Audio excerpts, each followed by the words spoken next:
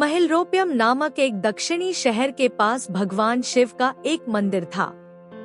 वहाँ एक पवित्र ऋषि रहते थे और मंदिर की देखभाल करते थे। वे भिक्षा के लिए शहर में हर रोज जाते थे और भोजन के लिए शाम को वापस आते थे। वे अपनी आवश्यकता से अधिक एकत्र कर लेते थे और बाकी का बर्तन में डालकर गरीब मजदूरों में बांट देते थे, जो बदले में मंदिर की सफाई करते थे और उसे सजावट का काम किया करते थे। उसी आश्रम में एक चूहा भी अपने बिल में रहता था और हर रोज कटोरे में से कुछ न कुछ भोजन चुरा लेता था। जब साधु को एहसास हुआ कि एक चूहा भोजन चोरी करता है तो उन्होंने इसे रोकने के लिए सभी तरह की कोशिशें की। उन्होंने कटोरे को काफी ऊंचाई पर रखा ताकि चूहा वहां तक पहुंच न सके, और यहाँ तक कि एक छड़ी के साथ चूहे को मार भगाने की भी कोशिश की, लेकिन चूहा किसी भी तरह कटोरे तक पहुंचने का रास्ता ढूंढ लेता और कुछ भोजन चुरा लेता था।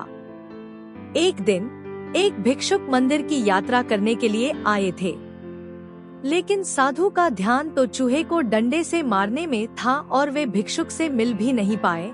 इसे अपना अपमान समझ भिक्षुक क्रोधित होकर बोले, आपके आश्रम में फिर कभी नहीं आऊंगा, क्योंकि लगता है मुझसे बात करने के अलावा आपको अन्य काम ज्यादा महत्वपूर्ण लग रहा है। साधु विनम्रता पूर्वक चूहे से जुड़ी अपनी परेशानियों के बारे में भिक्षुक को बताते हैं कि कैसे चूहा उनके पास से भोजन किसी न किसी तरह से चुरा ही लेता है।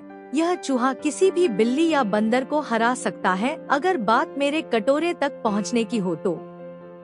मैंने हर कोशिशें की हैं, लेकिन वो हर बार किसी न किसी तरीके से भोजन चुरा ही लेता है। भिक्षुक ने साधु की परेशानियों को समझा और सलाह दी, चूहे में इतनी शक्ति, आत्मविश्वास और चंचलता के पीछे अवश्य ही कुछ न कुछ कारण होगा। मुझे यकीन है कि इसने बहुत सारा भोजन जमा कर रखा होगा और यही कारण है कि चूहा अपने आप को बड़ा महसूस करता है और इसी से उसे ऊंचा कूदने की शक्ति मिलती है।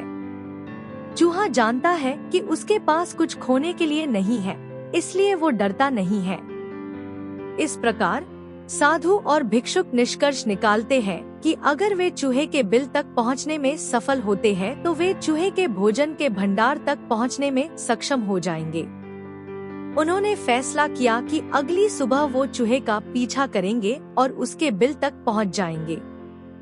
अगली सुबह वो चूहे का पीछा करते हैं और उसके बिल के प्रवेश द्वार तक पहुंच जाते हैं।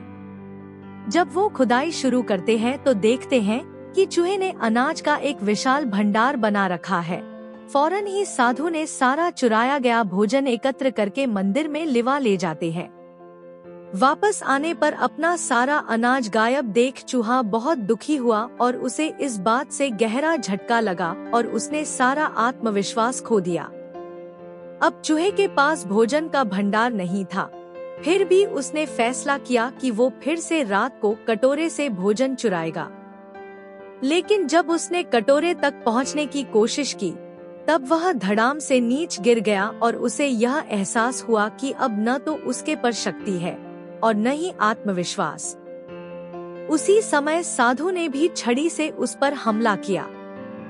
किसी तरह चूहे ने अपनी जान बचाई और भागने में कामयाब रहा और फिर वापस मंदिर कभी नहीं आया।